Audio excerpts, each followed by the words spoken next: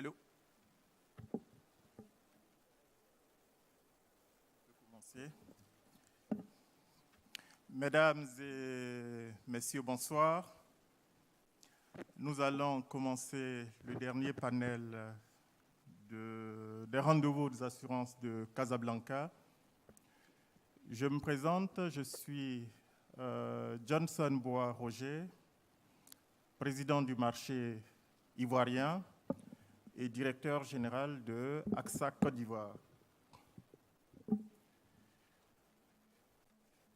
Monsieur le Président de la Fédération marocaine des sociétés d'assurance et de réassurance, Mesdames et Messieurs,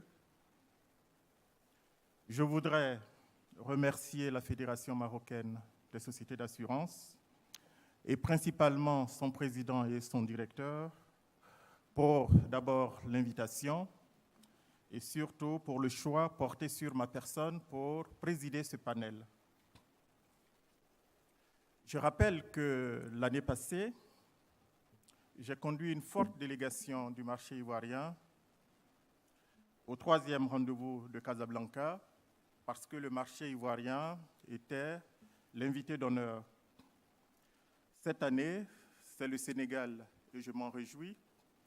Je voudrais profiter de l'occasion pour saluer mes amis du Sénégal, avec à leur tête le président Mor Hadj, président de la Fédération. C'est le lieu de saluer les initiatives de la Fédération marocaine des sociétés d'assurance et de réassurance en faveur du développement sud-sud. Le thème de notre panel, c'est le digital, un levier de croissance pour l'assurance africaine. L'Afrique est considérée actuellement comme une terre d'opportunités pour plusieurs raisons. D'abord, sa population. Les experts nous disent qu'en 2025, 25%, en 2050, 25% de la population mondiale sera africaine. Ensuite, il y a la jeunesse de cette population, de plus en plus éduquée et qui va constituer la classe moyenne avec un pouvoir d'achat. Il y a ensuite le développement fulgurant de tout l'écosystème de la téléphonie mobile et Internet, qui est une véritable révolution en Afrique, et vous allez le voir avec les chiffres que je vais vous présenter. Tout ce qui précède nous permet de dire que le client demain sera un peu plus attaché à son mobile, un peu plus connecté. À ce titre, il va exiger une communication différente et la prise en compte de ces spécificités avec des produits plus simples et des modalités de gestion des sinistres un peu plus diligentes. Les assureurs que nous sommes doivent capitaliser cette opportunité énorme pour accroître rapidement le développement de l'industrie en Afrique. Comment le digital peut aider les assureurs dans cette nouvelle vision et constituer un levier pour le développement des sociétés d'assurance en Afrique? C'est à cette question que va répondre ce panel. Il sera articulé autour de 3 interventions. La première, qui va consister en une présentation rapide des chiffres pour permettre de bien camper le sujet. Ensuite, M. Ndiagne, ici présent, va intervenir sur les aspects réglementaires, insister sur les aspects réglementaires, et Emmanuel va insister sur les aspects techniques et les modalités de mise en œuvre de la digitalisation. Sans plus tarder, je vais faire ma présentation. Donc, qui va s'articuler autour, je mets le micro là parce que je ne vois pas, qui va s'articuler autour de la présentation du taux de pénétration de l'assurance en Afrique. Ensuite, je parlerai du taux de pénétration du mobile et d'Internet, de la maturité digitale des compagnies d'assurance en Afrique, et enfin, comment réussir la transformation digitale, avant de présenter les 2 panélistes qui vont conduire ce panel avec moi. On a essayé de vous donner une définition, ce n'est pas facile, mais on a essayé de proposer quelque chose. La transformation digitale, c'est l'utilisation des processus offerts par les nouvelles technologies de l'information pour s'adapter aux nouveaux comportements du client en vue d'améliorer l'expérience client, accroître le chiffre d'affaires, gagner des parts de marché et la notoriété. Parce qu'en fait, c'est ça la finalité de notre métier. Si on veut faire de la digitalisation, c'est parce que nous voulons rendre nos exploitations un peu plus rentables. Ici, je présente le taux de pénétration de l'assurance en Afrique. Donc, vous avez à ma droite une étude très intéressante réalisée par Proparco qui présente le taux de pénétration de l'assurance en Afrique. L'étude date du dernier trimestre 2013.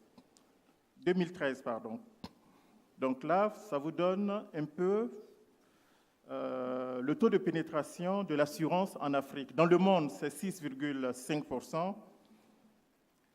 En Afrique, hors Afrique du Sud, 1,07%.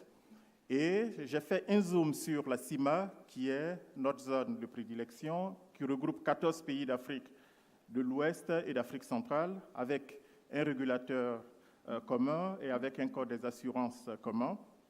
Le taux de pénétration de l'assurance globalement dans cette zone est de 0,92%.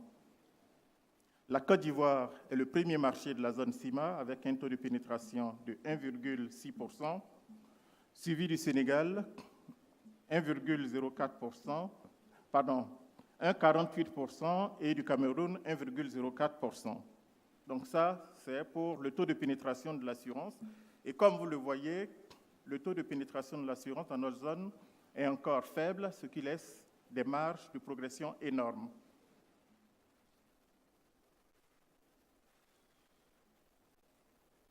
OK. Non, je suis allé trop loin.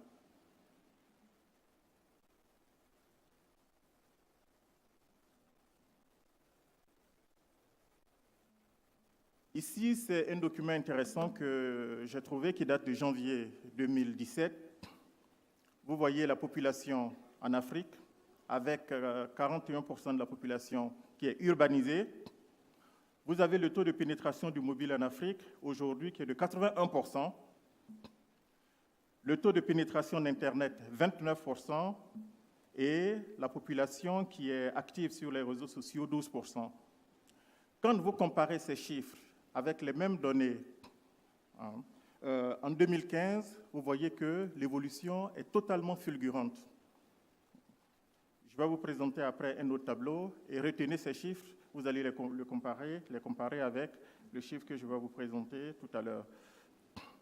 J'ai fait un zoom sur les 3 grands marchés de la zone CIMA.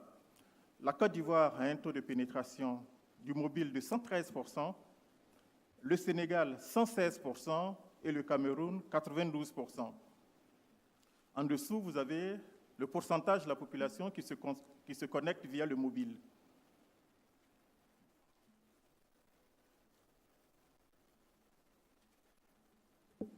Quelle est la place du mobile money en Afrique? Le premier tableau vous montre une progression totalement fulgurante de l'Afrique subsaharienne. C'est ce que vous avez en vert. Et à droite, mon écran ne marche plus. Et à droite, vous avez un zoom sur l'UMOA, c'est les pays de l'Afrique de l'Ouest. Comme vous le voyez, les chiffres sont impressionnants. Le dernier rapport de la BCAO indique que le mobile money en Afrique de l'Ouest génère 5 121 milliards de francs CFA par an, avec une moyenne de 20 milliards par jour. Vous voyez que les chiffres sont impressionnants et il faut que les assureurs puissent prendre leur part dans ce développement. C'est un tableau de McKinsey qui fait une projection de l'évolution du mobile et tout ce qui tourne autour de cet écosystème à l'horizon 2025. Le taux de pénétration, vous l'avez vu, sera de 50%. Je pense que nous sommes autour de 26, comme je l'ai montré. Il va avoir 600 millions d'utilisateurs d'Internet, Et ensuite, le e-commerce, c'est 75 milliards de dollars de francs CFA.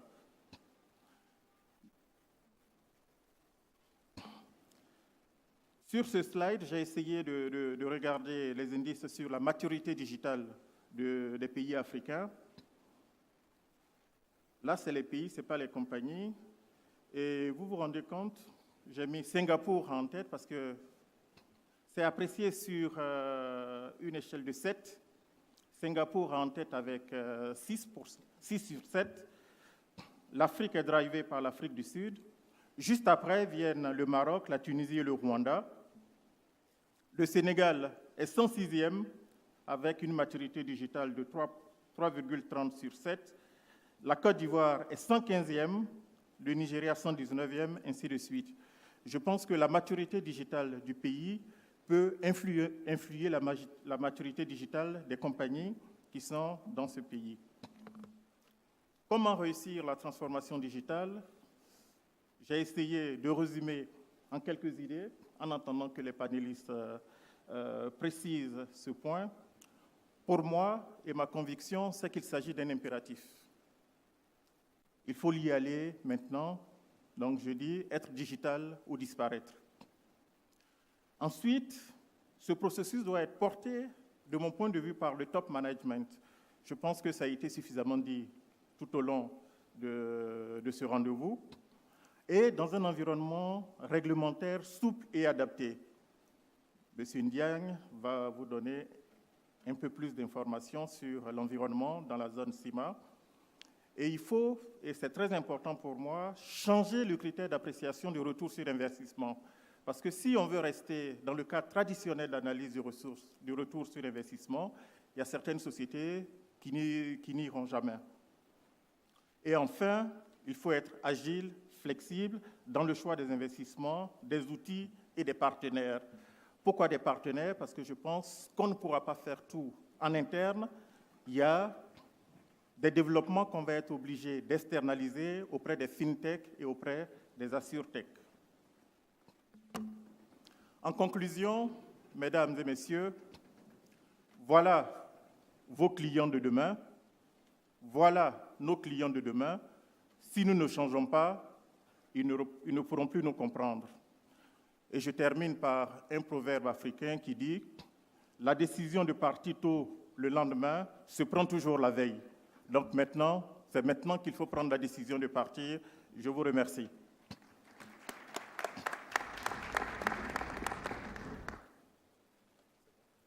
Donc, je vais vous présenter les panélistes. Monsieur Adama Ndiaye, que vous connaissez, il est de nationalité sénégalaise.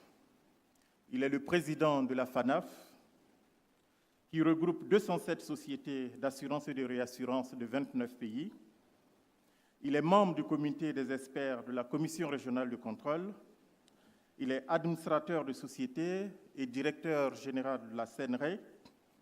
Il a été commissaire contrôleur des assurances pendant 10 ans et il est diplômé de l'Institut des assurances de Yaoundé.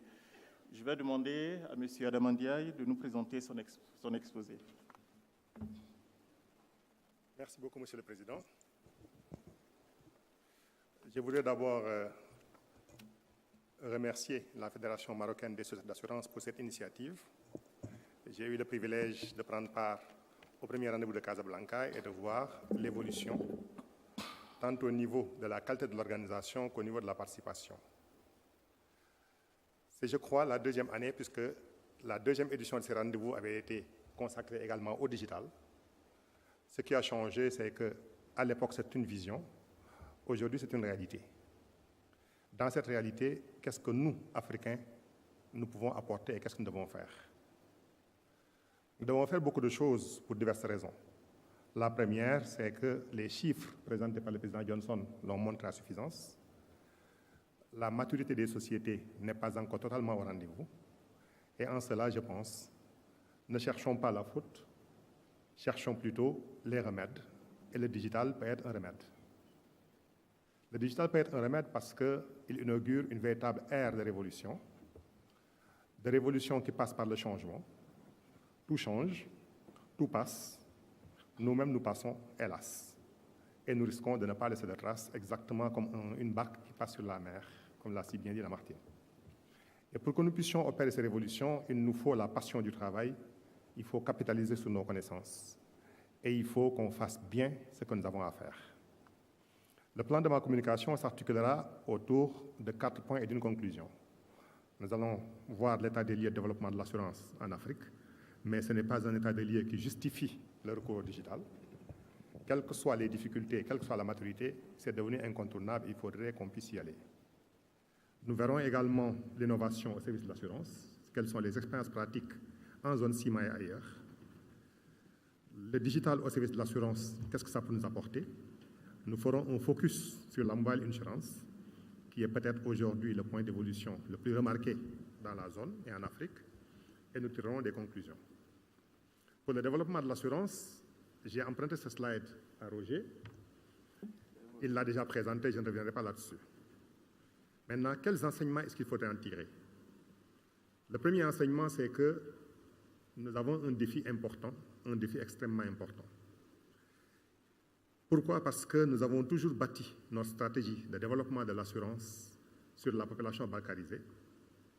La conséquence est que dans la zone UEMOA, par exemple, que nous connaissons, qui est un ensemble de 8 pays qui ont en commun la langue française et le franc CFA, nous avons un taux de bancarisation d'environ 11%. Ce qui signifie que près de 89% de la population reste quasiment en dehors du secteur des assurances si nous avions ces 11%. Malheureusement, le nombre de personnes assurées en rapport avec la population représente environ 1% dans notre zone. La densité est donc très faible, mais en plus, nous avons beaucoup de travail à faire en termes d'image. L'image des assureurs n'est pas toujours reluisante. Malgré toutes ces tares, le potentiel reste important. Alors pourquoi ce retard? Nous avons du retard parce qu'il y a un certain nombre de facteurs bloquants. Le premier des facteurs, l'innovation en termes de produits, avec des produits inadaptés, des canaux de distribution qui ne permettent pas de toucher la cible et toute la cible, des campagnes de communication qui sont parfois mal orientées et qui sont coûteuses, parce que nous recourons à des médias de masse, alors qu'aujourd'hui, nous avons l'opportunité des réseaux sociaux qui nous permettent de toucher beaucoup de monde. Nos primes sont trop chères. Est-ce qu'avec le digital, elles seront moins chères? C'est une question qui est ouverte. Le dispositif de collecte est rigide, extrêmement rigide, parce qu'il faut passer soit au guichet d'une banque, soit au guichet d'une société, soit faire des virements. 11% de personnes bancarisées, ça reste quand même un des challenges. L'absence d'interaction avec les assurés, la communication. On revient toujours à l'épineux problème de la communication à l'intérieur de la zone. Et nous avons également des délais de paiement des sinistres. C'est le service après-vente que nous faut offrir et qui est défaillant. Et ici ajoute également quelques freins qui peuvent être d'origine culturelle ou d'origine religieuse. Tout cela nous interpelle.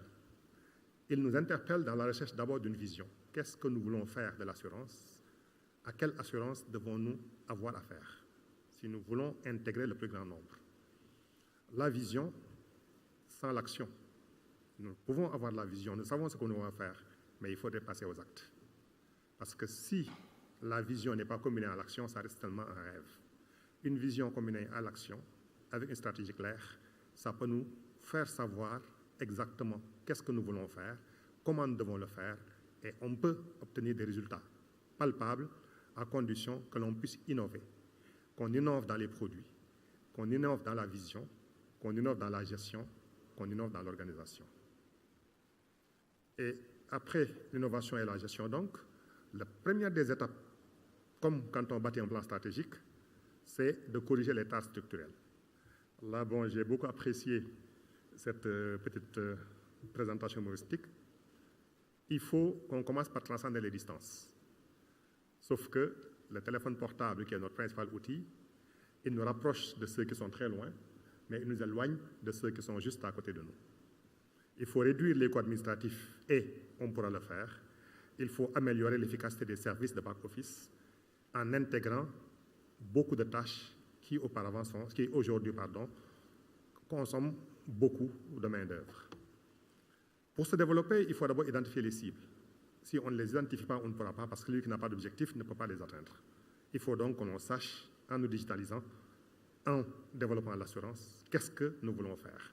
Parce que le digital, ce n'est pas simplement une invention, c'est un outil de développement de l'assurance, c'est un outil d'interaction avec les populations que nous voulons toucher. Donc, si on doit toucher ces populations, donc, il faudrait qu'on puisse s'appuyer sur ces slides. Roger l'a dit, nous avons un taux de pénétration de la téléphonie qui est très important, 900 millions sur 1,135 milliard d'habitants. On peut l'utiliser sous d'autres cieux, certains l'utilisent. Ils l'utilisent parce que 81% ont peut-être le téléphone, seuls 1% ont un contrat d'assurance. Si on doit utiliser la transformation digitale, il faut qu'on sache ce que c'est. Je crois que Roger l'a déjà défini. Il faut qu'on sache également ce que ce n'est pas. Depuis hier, nous avons beaucoup discuté, nous avons beaucoup parlé et nous avons eu le sentiment à un certain moment que c'est soit vous êtes digital, soit vous disparaissez. Ce n'est pas encore totalement le cas parce que cette étude qui a été faite donc par IBM entre autres, qui s'appuie sur les sociétés du CAC 40, montre que près de 2/3 des entreprises jugent que le digital n'a pas radicalement modifié le rythme de business. Et il y a beaucoup de certitudes que cette étude remet en cause. C'est une étude qui date de 2015. Peut-être qu'en 2016 ou en 2017, la vision peut être singulièrement différente. Mais même si les 2/3 estiment que ça n'a pas changé, il y a 1/3 qui estime que ça a changé. Et dans ce tiers des CAC 40, nous n'avons pas la même réalité. Nous sommes tout petits. Et quand comme on est tout petit, il nous faut être agile, comme on l'a dit, il nous faut être flexible.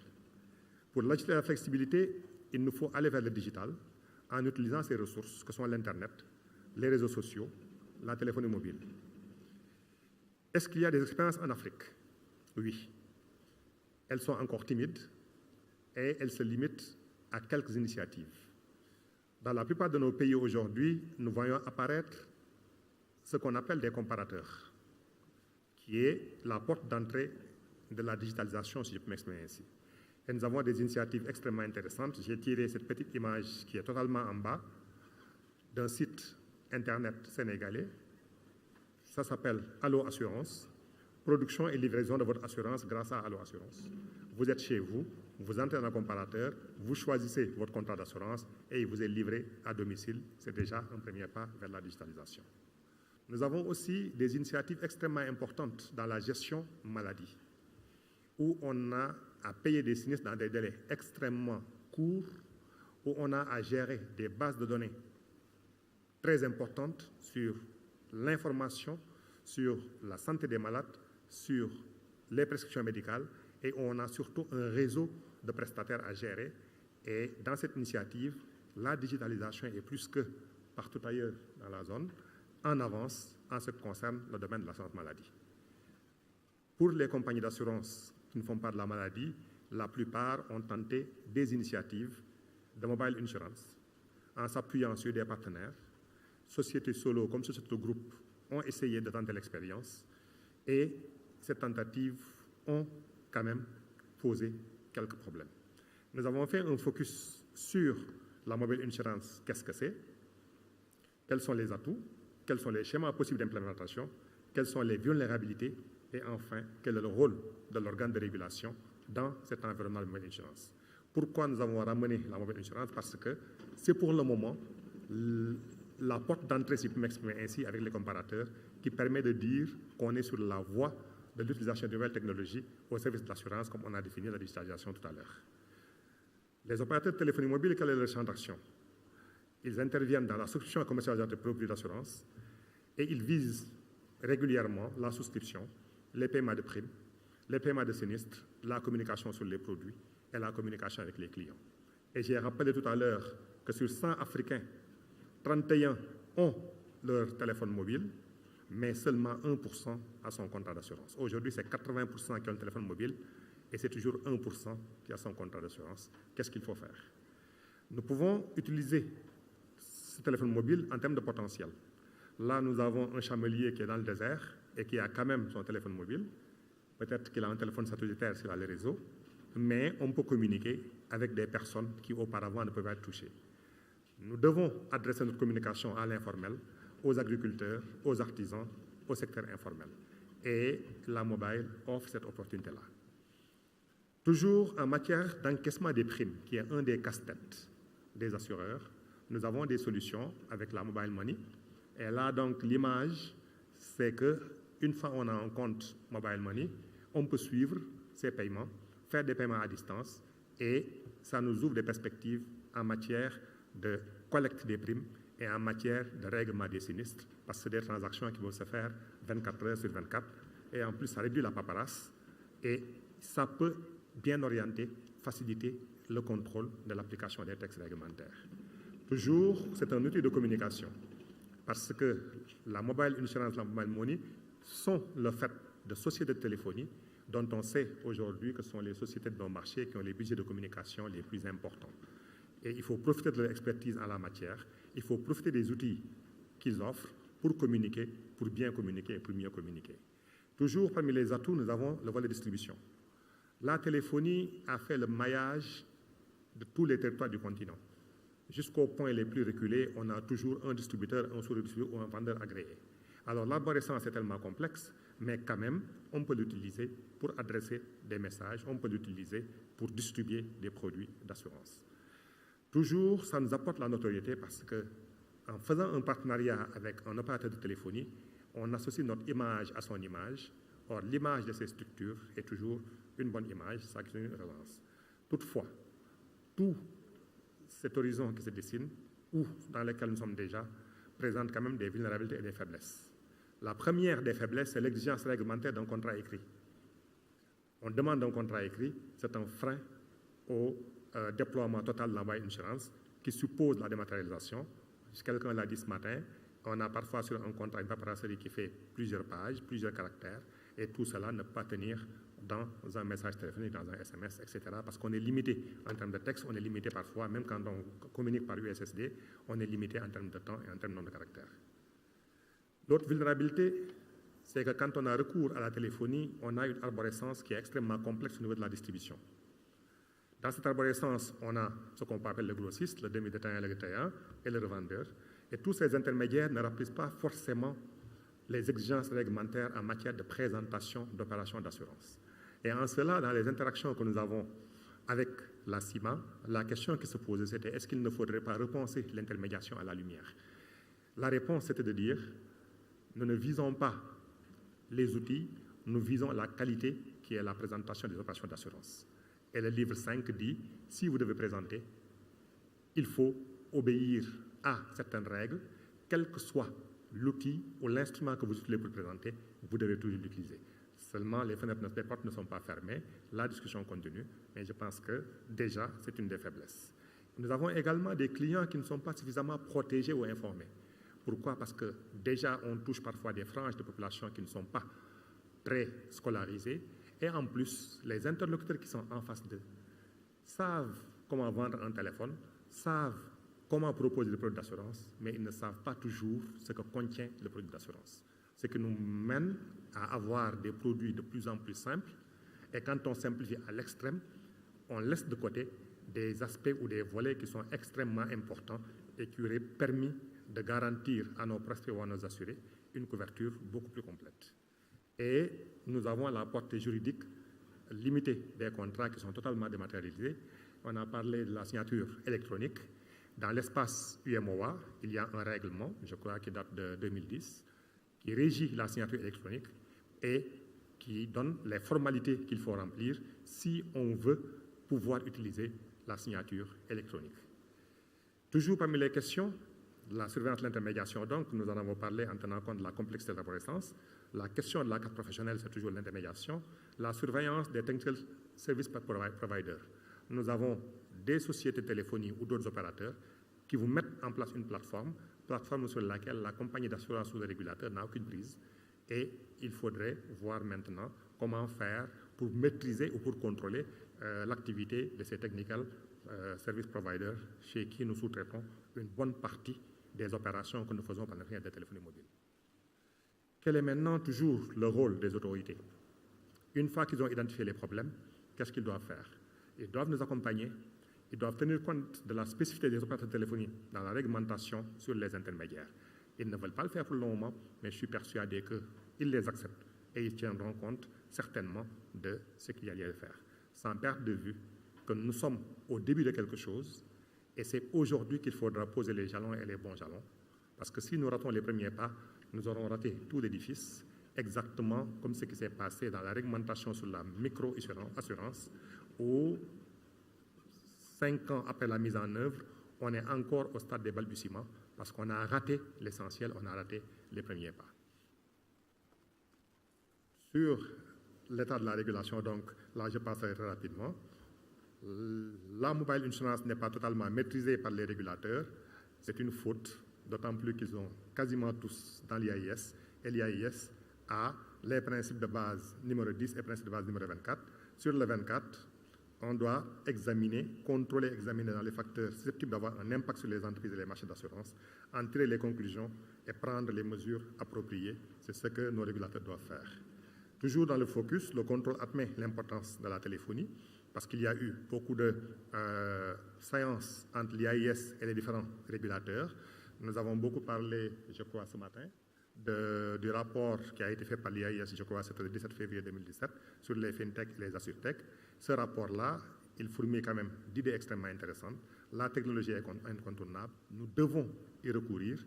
Il faudrait quand même qu'au niveau des législations, on puisse essayer de lutter contre les mots qui font en sorte que la compréhension devient un peu problématique. Mais un régulateur comme la CIMA a eu à l'examiner. Ils l'ont examiné à travers les timides initiatives qui ont émané de sociétés de leur marché. Et ça leur a permis de situer 4 types de risques.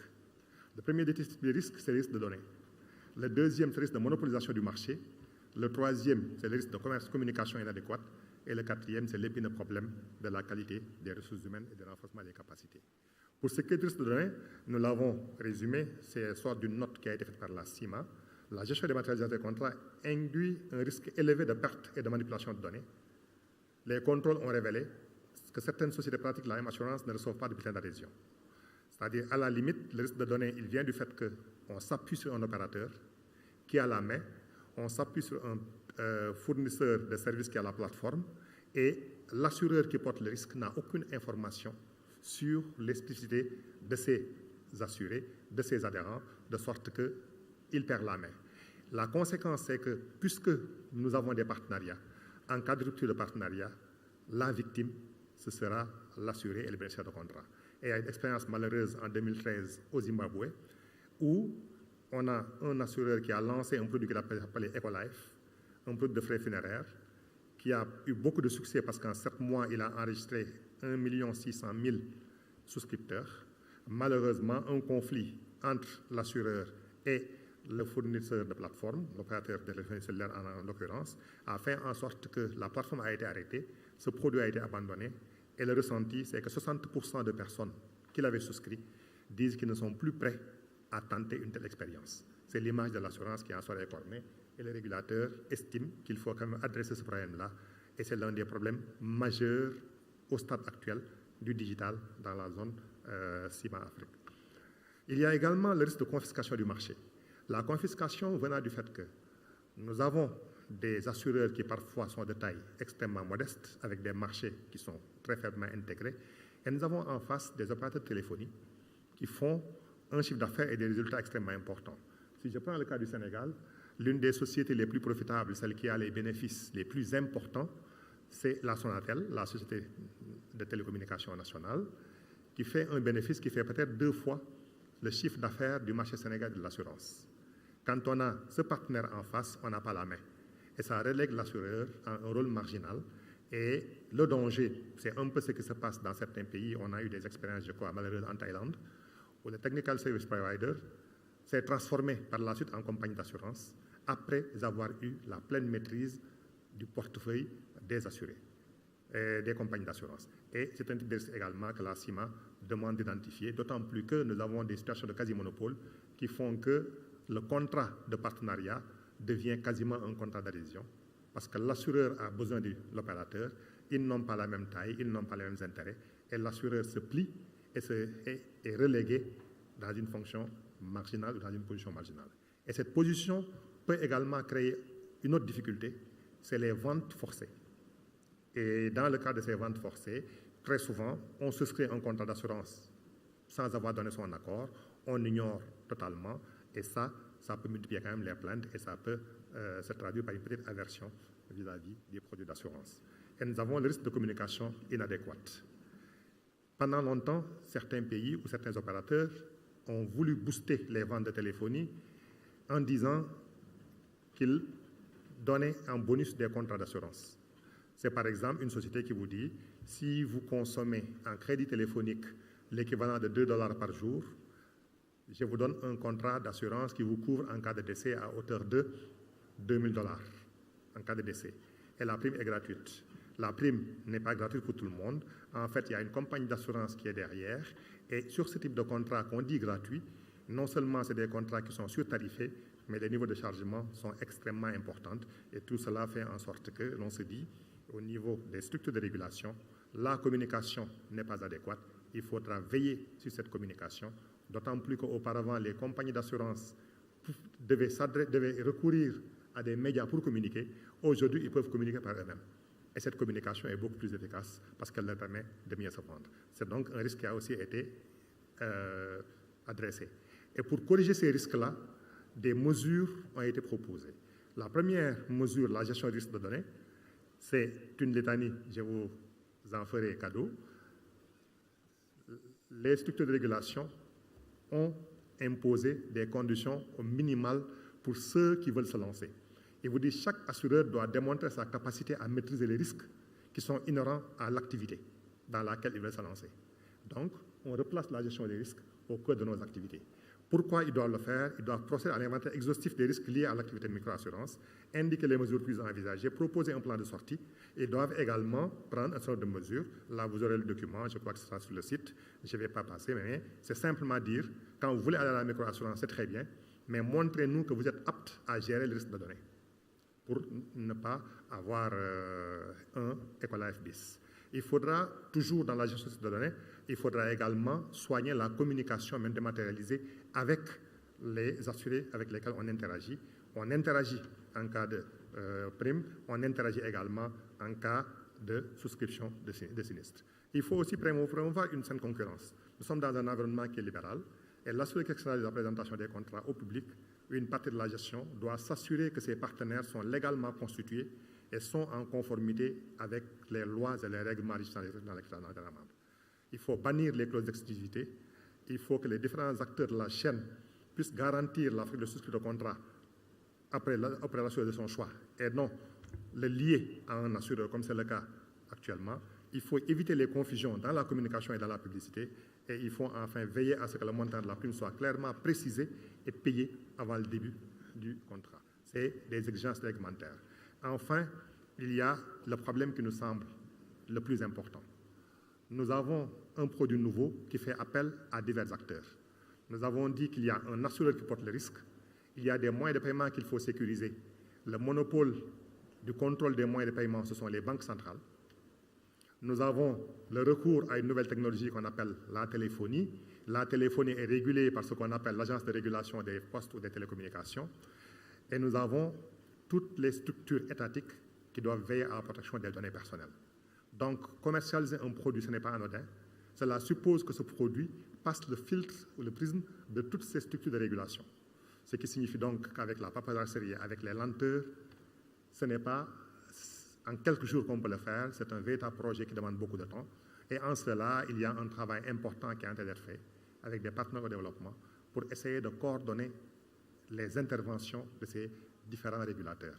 Comment faire en sorte que la structure de contrôle du secteur des assurances, qu'elle s'appelle Autorité de contrôle des assurances et de la prévoyance sociale du Maroc, qu'elle s'appelle CIMA, qu'elle s'appelle ACPR, puisse servir de guichet unique auquel on adresserait les demandes de commercialisation de produits ou les produits qu'on voudrait mettre en œuvre, à charge pour elle de vérifier que toutes les autres exigences ont été remplies en essayant de minimiser les délais, en essayant de centrer le maximum de garanties pour prendre en compte les préoccupations des autres acteurs. Vraiment, c'est l'épineux problème aujourd'hui qui fait en sorte que aller vers le digital, aller vers l'envoi d'une assurance devient toujours très compliqué parce qu'il y a surtout ces difficultés de coordination des actions des différents régulateurs et aucun d'eux ne veut lâcher. Je me souviens encore d'une réunion qui a eu lieu, je crois, c'était il y a 2 mois ou il y a 3 mois, où nous pensions tous qu'il pouvait être possible de payer son contrat d'assurance avec du crédit téléphonique, jusqu'à ce que la Banque centrale nous dise le crédit téléphonique n'est pas de la monnaie. En tant que Banque centrale, nous avons le monopole du contrôle de la circulation fiduciaire et vous ne pouvez pas le faire si vous ne pouvez pas faire certaines choses. Or, qu'est-ce qu'on voit? Les technical service providers, dont les plus importants, Orange Money, parfois, comment dirais-je encore, Wari, qui est une structure totalement sénégalaise, échappe au contrôle.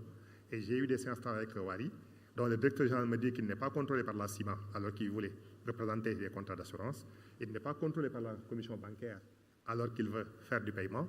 Il n'est pas contrôlé par l'agence de régulation des postes et de la télécommunication, alors qu'il utilise le service des téléphones. Et il n'est pas soumis à la protection des données personnelles. Finalement, on est dans une zone qui est un peu grise, et c'est cette zone grise aujourd'hui qui est l'un des principaux facteurs bloquants. Mais ces facteurs ne sont pas insurmontables, et je voudrais conclure sur cela. Il faudrait qu'on aille, et qu'on y aille résolument. Pour y aller, il faut qu'on sache qu'on est dans une véritable révolution et non une évolution. Cela suppose un changement de mentalité, et j'ai beaucoup aimé cette maxime qui nous dit que ce n'est pas en amenant la bougie qu'on a inventé l'ampoule électrique. Il faut des ruptures et de véritables ruptures. On change totalement de paradigme, on change de monde, et il faut pouvoir y aller.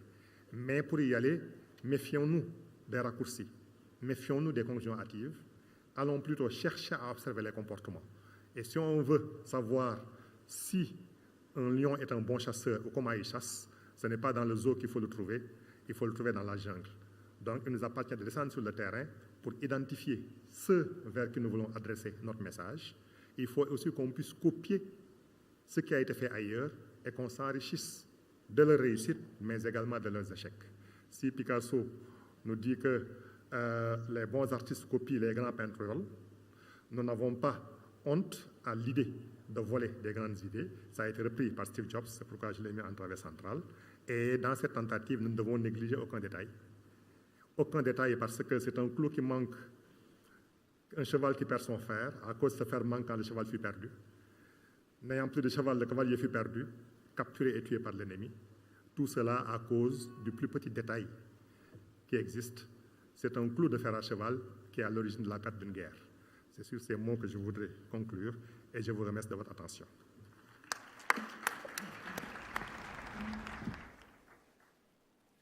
Merci, Président Ndiaye. Son exposé était très intéressant. Il a légèrement dépassé le timing imposé, mais comme c'est le Président, je n'ai pas voulu l'interrompre. Et en plus, M. Adama Ndiaye est ancien commissaire contrôleur. Donc, il faut en tenir compte parce qu'il peut venir me contrôler. Sur ce, je vais passer la parole à présent à M. Emmanuel Brulé, qui est de nationalité française. Il est depuis 2016 directeur général adjoint chez Sam Finance, basé à Casablanca. Il a fait une bonne partie de sa carrière chez Aïdi, qu'il intègre en 2002. Il a occupé différentes positions jusqu'en 2014, où il était basé à Londres comme chef risk officer. Il est diplômé de Centrale Paris et a commencé sa carrière comme ingénieur dans le groupe Technib. Il a fait un tour à la SCOR, où il était directeur du pôle marine et énergie. Emmanuel, tu as la parole. Merci beaucoup. Merci beaucoup, Monsieur le Président. Je souhaite également remercier la Fédération marocaine des assurances et le comité d'organisation de ces 4e rendez-vous pour cette invitation à ce panel fort intéressant. Comme l'a évoqué Adama,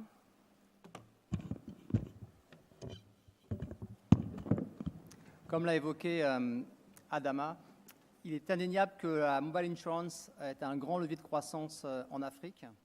Mais au-delà, effectivement, de cette approche mobile insurance, qui soulève également, comme l'a évoqué Adama, certaines problématiques et symptômes du point où on en est sur le monde du digital, j'ai voulu avoir une approche un petit peu différente, avec un angle un peu plus opérationnel et technique, avec effectivement avoir un premier panorama que j'ai choisi assez subjectif et orienté sur le monde du digital.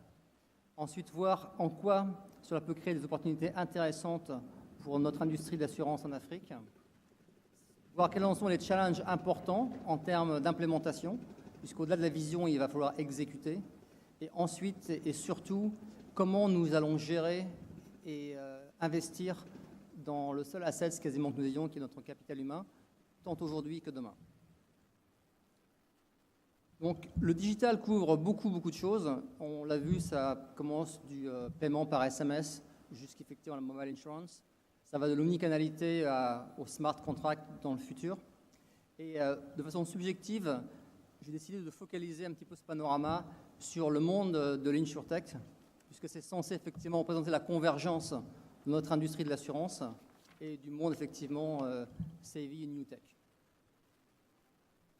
Donc, ce premier slide que vous pouvez voir ici, en fait, ça représente la segmentation qui est suivie régulièrement par McKinsey sur l'ensemble des insurtech qui sont viables et opérationnels dans le monde de l'assurance. Donc, ça représente à peu près 500 compagnies insurtech qui sont suivies régulièrement. Donc là, vous avez une vision, je dirais, assez récente à fin 2016. Et ce qui est intéressant de voir sur ce slide, c'est comment se situent et où les insurtech investissent et focalisent. Donc, évidemment, il y a une ségrégation par type de business. Et ce qui est intéressant de voir, c'est qu'il y a une grande partie des insurtech qui focalisent sur le monde et sur la partie distribution, sur la partie pricing. Mais il y a très peu aujourd'hui, à ma connaissance, d'insurtech qui ont une vision assez holistique du monde de l'assurance. Quand on regarde effectivement sur cette même population, comment ils approchent la vision technologique, comment ils approchent les concepts. Et c'est intéressant de voir que ça reste très focalisé sur un environnement qui est très riche en données. Donc il y a sans surprise le big data, la robotique, l'intelligence artificielle. Mais il y a très peu d'investissements insurtech sur l'autre bout du spectre, comme on l'a vu avec Adama, qui est très important pour nous en Afrique, notamment sur la micro-insurance, le peer-to-peer également. Et de façon intéressante, et je reviendrai tout à l'heure sur le sujet, le blockchain, il y a très peu de choses aujourd'hui investies sur le blockchain qui pourraient potentiellement intéresser notre continent africain. Quand on regarde effectivement sur la partie en quoi ces initiatives insurtech peuvent couvrir nos besoins, on se rend compte que même si effectivement il n'y a aucun doute sur les menaces grandissantes pour notre industrie venant de toutes parts, on a évoqué tout à l'heure le monde du télécom et un petit peu les tendances monopolistiques potentielles. Il est intéressant qu'à ce jour, aucune insurtech n'a eu cette vision encore de ce que j'appelle le insurance as a platform. Adama a évoqué tout à l'heure un petit peu ce qu'il commence à mettre en place sur le monde de la télécommunication. Ce n'est pas encore exhaustif. Et aujourd'hui, personne n'a eu cet investissement qui est relativement significatif de concevoir une plateforme intégrée, comme l'a fait effectivement RNB sur notre milieu de l'assurance. Le fait que personne effectivement ne l'ait fait, je pense qu'il y a un certain nombre de raisons. On a évoqué la barrière réglementaire. Et j'ai eu la chance, il y a à peu près 18 mois, de passer une semaine à San Francisco, à rencontrer un certain nombre de start-up insurtech. Et ce qui était frappant à l'époque, bon, ça a changé depuis 18 mois, je pense, mais à l'époque, ils étaient tous très surpris de l'impact et de la sous-pondération qu'ils avaient prise en compte des contraintes réglementaires. Et le monde du tech, qui est essentiellement aujourd'hui ceux qui pilotent la majorité des insurtech, sous-estime énormément ce monde et ces contraintes entre guillemets réglementaires. Donc, dans ce contexte-là, je pense que notre industrie de l'assurance en Afrique a des gros avantages compétitifs et il y a des leviers de croissance qui sont évidemment pilotés par le digital avance de toutes parts, mais dans cette avancée digitale, nous avons effectivement au moins 3 gros avantages. Nous maîtrisons et nous comprenons parfaitement le monde réglementaire. Il est beaucoup plus facile pour un assureur qui le veut bien d'apprendre un petit peu le monde IT tech. Il est beaucoup plus difficile pour un savvy tech, entre guillemets, de comprendre rapidement les contraintes réglementaires et comment ça s'impacte sur le business. Nous connaissons sur notre marché africain le way of doing business in Africa, qui, à mon avis, est loin d'être le cas pour beaucoup, je dirais, d'opérateurs non africains qui ne passent pas leur vie sur nos territoires. Et enfin, nous avons une vision globale de la chaîne de valeur assurance et de la chaîne de valeur client, qui n'est pas le cas, comme on l'a vu précédemment sur les investissements tech, de la plupart de nos compagnies. Donc cet avantage pour nous constitue effectivement un atout indéniable. Et Je pense qu'à court terme, il est cependant peu probable que l'on voit effectivement des startups greenfield, je dirais InsurTech 4.0, démarrer en Afrique. Donc ça veut dire que si on veut prendre le bénéfice de ces avantages concurrentiels de par notre connaissance du terrain et les points que j'évoquais à l'instant, ça veut dire qu'on va devoir transformer collectivement l'existant, on va devoir transformer notre industrie de l'assurance en Afrique. Quand on regarde un petit peu ce slide, c'est un slide qui est assez classique, qui représente effectivement les 4 piliers traditionnels d'un business model focalisé sur une expérience client. Mais je pense que ce qu'on peut voir ici, c'est relativement, je dirais, ça semble évident, c'est en ligne avec ce qui a été présenté précédemment, mais ça ne représente pour ma part que la partie émergée de l'iceberg. Et il y a beaucoup de choses qui sont beaucoup plus complexes, qui est tout le sous-jacent derrière cette partie. Et le niveau de transformation nécessaire pour établir demain cette insurance de plateforme, ou cette approche, je dirais, qui semble facile sur le papier, nous demande énormément de travail et de collaboration. Les premiers challenges pour mettre en place ce type de plateforme, soit au niveau d'une compagnie, soit au niveau de l'industrie, sont les suivants. Le premier challenge, pour ma part, est au niveau IT et technologie. Je pense qu'aujourd'hui, on est arrivé à un niveau de sophistication technologique qu'on ne peut plus, on ne doit plus considérer l'IT comme une fonction. Et je pense que tout un chacun, en tant que dirigeant de compagnie d'assurance, on se doit de porter l'IT au quotidien comme une vision stratégique. Et quand je dis porter l'IT au quotidien, ce n'est pas forcément uniquement ici, dans les panels, c'est comment effectivement nous, en tant que dirigeants, on s'instruit, on continue à évoluer, à apprendre tous les jours dans le monde de l'IT et de la technologie. Si nous, on ne comprend pas aujourd'hui les possibilités de la technologie, de l'IT, on ne pourra pas piloter ces changements, ces transformations nécessaires. C'est d'autant plus vrai que quand on regarde la nature des infrastructures IT, je pense de la majorité des compagnies sur le marché africain, comme d'ailleurs dans le reste du monde, on est encore sur des systèmes qui sont assez, je dirais, old-fashioned, beaucoup de legacy. On va devoir tous évoluer à travers le concept de ce que j'appelle double speed architecture. C'est-à-dire qu'on va devoir développer des systèmes agiles, des systèmes souples, des systèmes ouverts qui permettent effectivement d'aller concurrencer, challenger nos amis des télécoms ou échanger entre nous. Et en parallèle, on va devoir effectivement gérer l'existant. Et cette coordination architecturale entre les deux mondes nécessite que nous, dirigeants, vu les montants à investir, soyons très agiles et que nous pilotions effectivement, je dirais, à haut niveau, au niveau des boards. Il faut que les IT stratégies deviennent partie des agendas des boards si on veut vraiment changer le sujet. Au-delà de cette partie, je dirais, l'idée par l'exemple au niveau top management sur la partie connaissance profonde de l'IT au niveau stratégique, ce qui est important, c'est de voir ce que ça va nécessiter en termes de changement, de transformation des équipes. Si on veut faire cet changement digital à grande vitesse pour ne pas se faire rattraper par nos amis des télécoms ou les GAFA, il va vraiment falloir que nous travaillons avec nos équipes pour travailler sur un mode beaucoup plus collaboratif, transverse et digital. Mais le point, je pense, qui est le plus crucial pour nous aujourd'hui, au-delà de la transformation collaborative interne, c'est comment nous, en tant qu'industrie, on apprend à travailler ensemble collaborativement.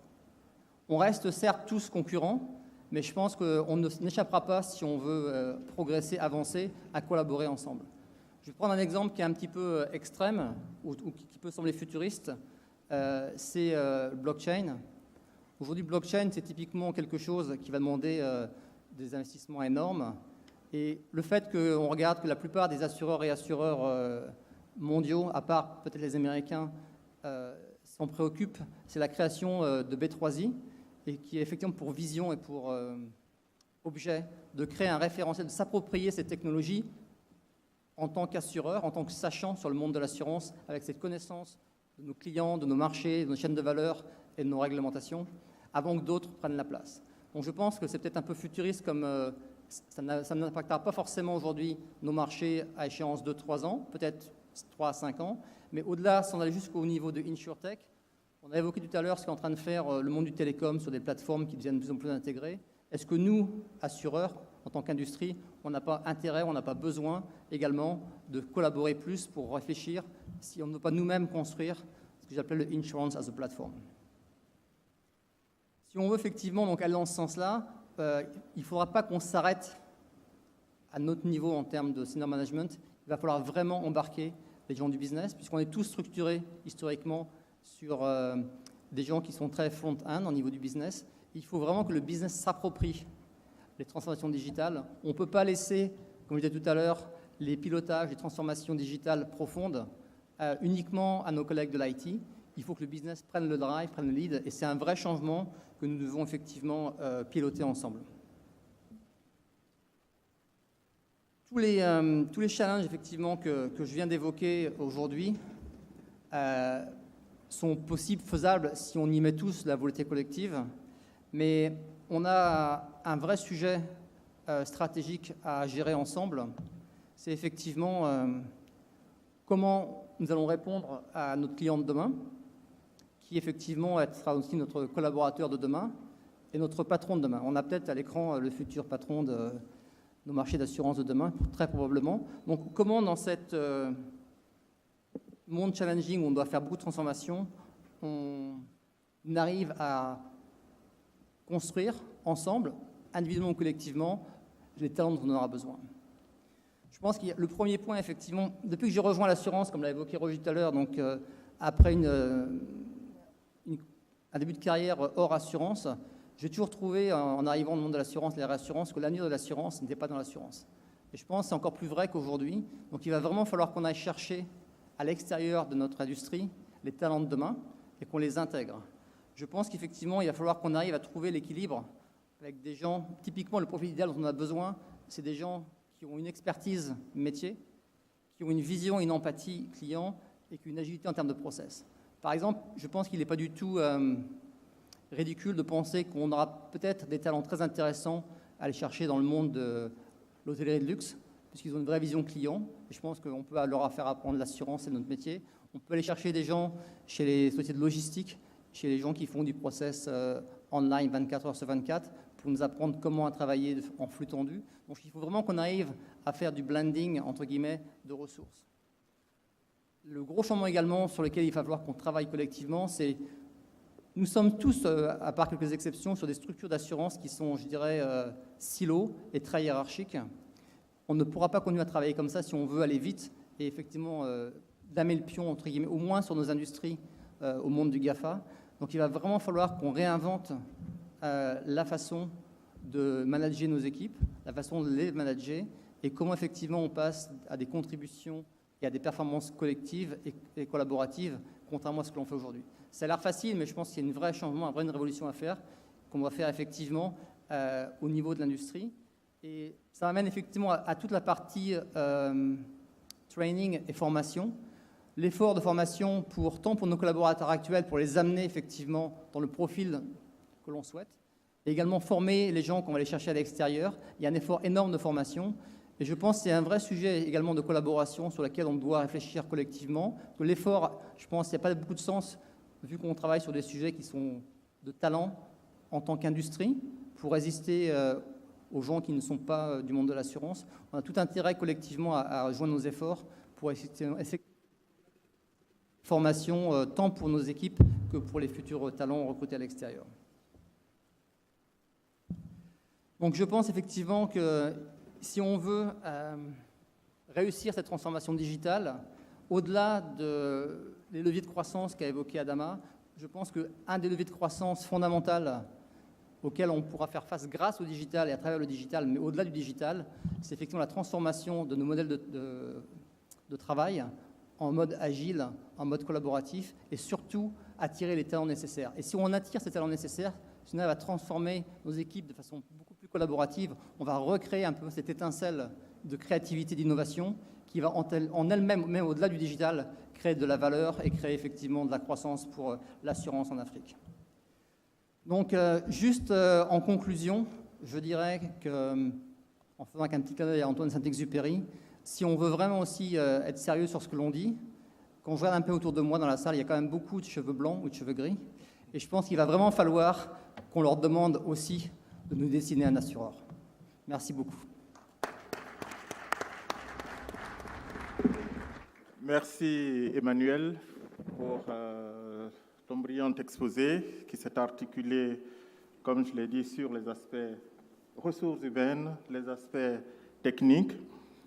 Je vais lancer le débat avec une question à M. Adama.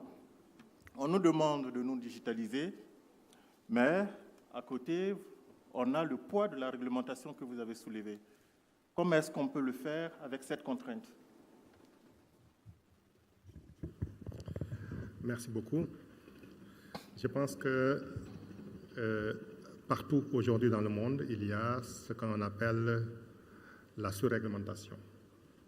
Le régulateur a un objectif, il pense défendre les intérêts des assurés et des bénéficiaires de contrats. Il faudrait qu'il se donne également comme autre objectif le développement du secteur des assurances. Parce que le secteur des assurances ne peut pas évoluer en marge de tous les autres secteurs qui composent l'économie. Aujourd'hui, la réglementation, la régulation, elle doit accompagner. Et dans cet accompagnement-là, je pense qu'il y a une structure faîtière qu'on appelle l'IAIS, qui a déjà eu à faire des études qui sont extrêmement intéressantes. Et dans le cadre de ces études, ils invitent les régulateurs à intégrer l'apport des nouvelles technologies qui sont devenues indispensables et à structurer leur mode d'action et de fonctionnement pour à la fois contrôler, mais aussi accompagner. Tout est dans le dosage. On ne passe pas d'un contrôle à une libéralisation totale, mais il faudrait peut-être aller vers des concepts qui marchent dans d'autres pays, comme le Kenya, comme un peu le Ghana, où la réglementation commence par définir un cadre juridique assez large, en laissant les acteurs démarrer une activité et en mettant par derrière les outils de contrôle et les outils de surveillance. Au lieu de dire, si vous voulez aller vers le digital, il faut tout de suite que toute l'architecture, que toute la plateforme, que tout soit prêt et qu'on puisse tout regarder, on pourrait imaginer que les régulateurs puissent dire, vous voulez aller vers le digital, allez-y, mais après vous êtes déclaré. Quand vous vous déclarerez, vous donnerez on vous exigera tel minimum. Et on ouvrira peut-être un guichet pour recueillir les avis des différentes parties prenantes. Et au fur et à mesure que des problèmes surgiront dans l'application, le régulateur pourra apporter des mesures de correction qui permettront peut-être d'avoir une législation qui soit beaucoup plus évolutive et non une législation qui soit très contraignante. Et je pense que le débat se pose aujourd'hui dans notre espace. Est-ce que la régulation doit précéder l'action ou bien est-ce que c'est l'action qui doit précéder la régulation? Je n'ai pas de solution, mais je pense que c'est l'action qui doit précéder à certains égards la régulation. Et ça me permet d'ouvrir une autre parenthèse. Aujourd'hui, on nous parle de digital. Est-ce qu'on peut digitaliser si on est encore au stade de visa préalable des contrats? Si vous devez commercialiser quelque chose, il faut le visa de la tutelle. Pour avoir le visa de la tutelle, il faut vous appuyer sur des statistiques, produire un tarif, produire des conditions générales, produire une plateforme. Est-ce qu'on ne devrait pas aller vers plus d'agilité en disant commercialisez votre produit, nous suivrons par derrière pour voir s'il est équilibré ou non, et au fur et à mesure, on pourra apporter les mesures de correction qu'il convient. Donc, il faut, en même temps qu'on digitalise, inventer une autre régulation qui soit peut-être plus souple, plus agile et moins contraignante. Merci, M. Adama. Emmanuel, une question pour toi. Tu as parlé de mutualisation des investissements. Je suis tout à fait d'accord, compte tenu de la taille de nos marchés et de la taille de nos sociétés. Voilà. Comment est-ce que tu envisages cette mutualisation? Je pense qu'il y a plusieurs optiques de mutualisation. Je peux répondre sur 2 points. Le premier point, ça va être effectivement sur la partie infrastructure. Je pense qu'aujourd'hui, les infrastructures nécessaires en termes d'écosystème sont importantes.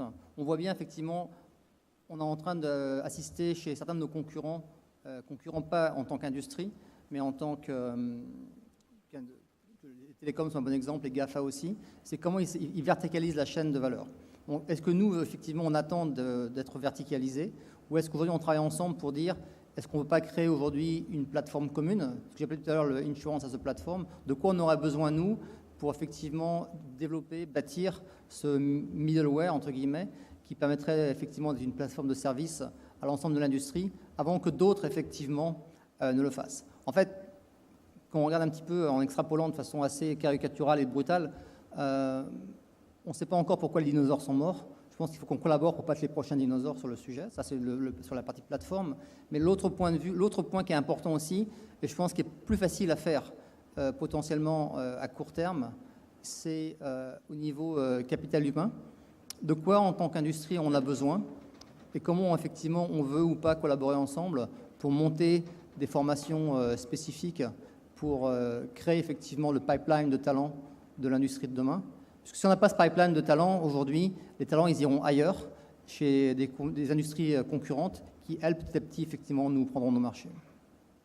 Merci Emmanuel. Je pense que le public a commencé à réagir sur le numéro qui s'affiche, le 212 624 133 199, où vous pouvez envoyer vos questions par SMS.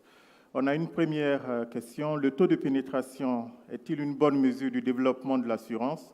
Ne faudrait-il pas penser à d'autres mesures? Adama, est-ce que tu peux essayer de répondre à cette question? Oui, très brièvement. Effectivement, le taux de pénétration ne permet pas de mesurer le développement de l'assurance. Il permet de comparer la contribution de l'assurance en comparaison des autres composantes de l'économie. C'est la contribution de l'assurance, en fait, dans la formation du PIB. Ce qui fait que si l'évolution de l'assurance est plus rapide que l'évolution des autres composantes, on peut comprendre une augmentation du taux de pénétration. De mon point de vue, la bonne mesure du développement, ça devrait être peut-être la densité de l'assurance, qui est les assurances par rapport à la population, c'est-à-dire que quel est le pourcentage de la population qui s'assure. Et je pense plus la densité est grande, plus on pourrait dire que l'assurance devient une préoccupation dans les pays. Merci beaucoup. Merci. Il nous reste 10 minutes. J'ai une inquiétude, c'est le poids des acteurs du mobile dans tout le système de la digitalisation de l'assurance. Et dans nos pays, on a au maximum 2 ou 3 acteurs, avec un qui est prédominant.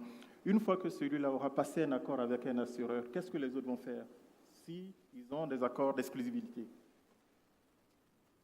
Emmanuel, tu prends ta question? Tu complètes ensuite.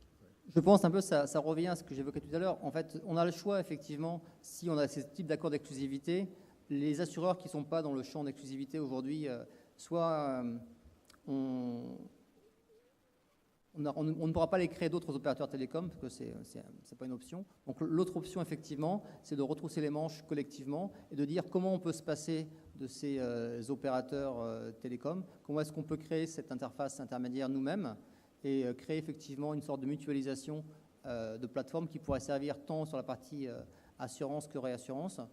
Il est possible qu'à terme, le concept de blockchain soit une réponse à ces problèmes, mais il y a probablement des étapes intermédiaires entre ce qu'on fait aujourd'hui et le monde du blockchain. Mais ça ne passera effectivement que par une vraie volonté de notre industrie de vouloir travailler ensemble sur des investissements qui peuvent être lourds. Adama, tu souhaiterais compléter la réponse? Oui, merci beaucoup. Je crois que c'est un risque qui a été identifié par les régulateurs, qui est ce qu'ils appellent le risque de concentration monopolistique. Et pour la contourner, je pense qu'il est temps que nos compagnies d'assurance puissent prendre leur indépendance. Nous avons des cadres collaboratifs et des cadres associatifs qui pourraient pourquoi pas prendre en charge ou mutualiser tous les investissements pour asseoir ces plateformes-là qui seraient communes à toutes les compagnies d'assurance. C'est un peu l'idée qui est vendue. Et il y a une question qui a trait à la réassurance. Quelle stratégie est-ce qu'il pourrait apporter? S'il y a un réassureur, il pourrait pourquoi pas servir au niveau local de fédérateurs en participant et en faisant en sorte que cette mutualisation puisse s'opérer. Parce qu'il m'a semblé que le coût d'une plateforme se chiffre en millions d'euros. C'est au-dessus des investissements de cette compagnie. Les sociétés de téléphonie l'ont. Malheureusement, ce n'est pas gratuit. C'est un enfermement et parfois un contrat d'exclusivité qui est un contrat unilatéral. C'est-à-dire que vous avez l'exclusivité de travailler avec un opérateur, mais lui, il peut choisir ce qu'il veut.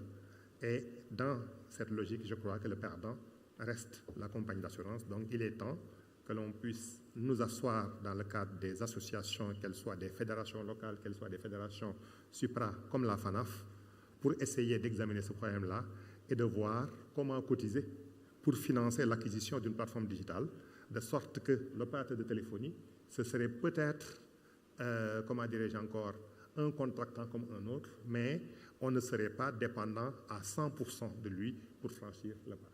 Je pense que c'est la seule solution. Okay. Merci. J'ai une dernière question sur la protection des données personnelles. Je pense que dans tous les États de la zone CIMA, il y a une réglementation, une législation sur la protection des données personnelles qui peut constituer un frein au développement du digital. Parce que les données doivent être localisées dans le pays. Alors qu'aujourd'hui, on parle de plus en plus du cloud.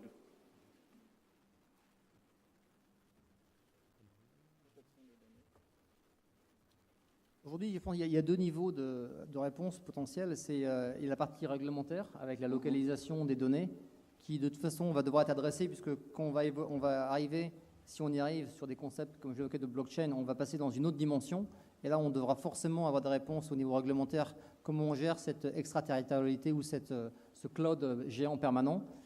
C'est un des points à traiter. Et pour peut-être aider à répondre à cette question, le deuxième point est plus technique, c'est comment aujourd'hui on limite le risque lié aux data privées à travers des technologies de cryptage, qui peuvent être une des réponses technologiques pour effectivement limiter les risques au niveau, ou pour convaincre le régulateur qu'on peut avoir cette extraterritorialité si on est bien protégé.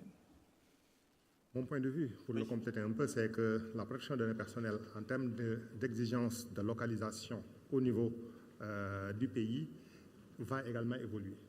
Nous sommes dans un environnement global et aujourd'hui, nous savons tous que même si on veut protéger les données, il faudrait un serveur qui soit localisé dans le pays.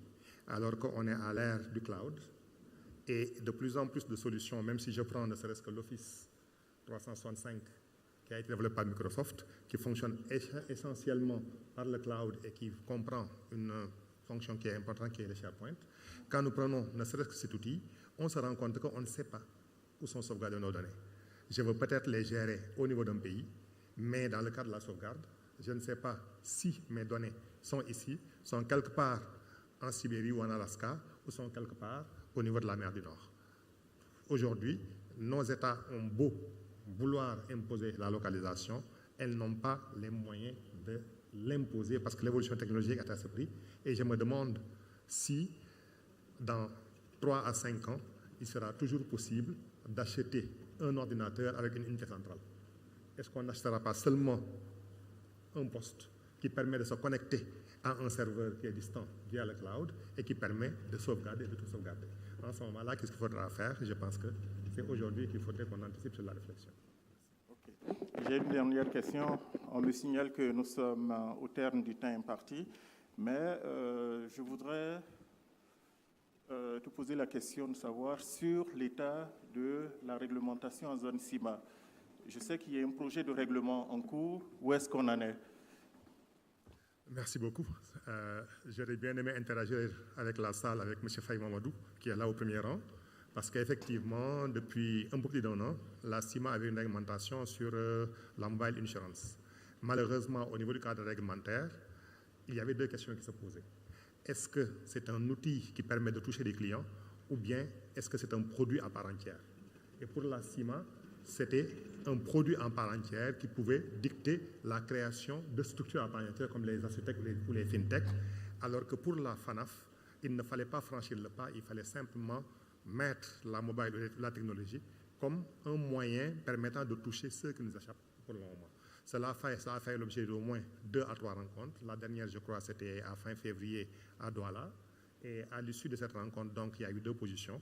C'était, mettons un cadre léger, quitte à complexifier au fur et à mesure.